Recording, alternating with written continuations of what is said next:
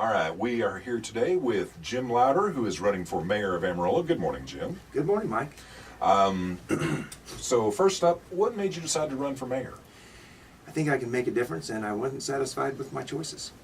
Okay, easy enough. If you are elected, what's the first issue you want to address? Well, there are four things really that are important to me. One is I think the voters were clear in November that public safety and infrastructure are their priorities. I think good government is a priority.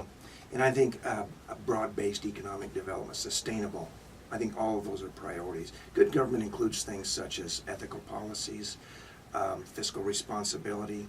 I would say that I'm the only candidate that actually has, who espouses fiscal responsibility and low taxes, who actually has worked in that regard.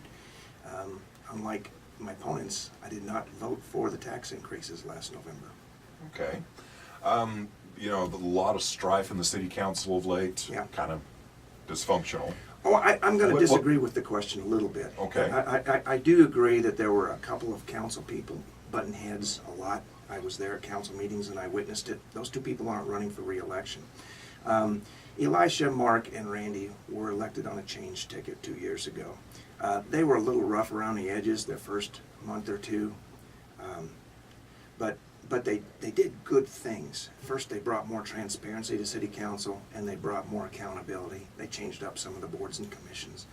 Look, I'm not against downtown. I'm for downtown. But if all you do is pack the boards and commissions with the picks of the special interests, then you cannot achieve a broad-based consensus on moving forward.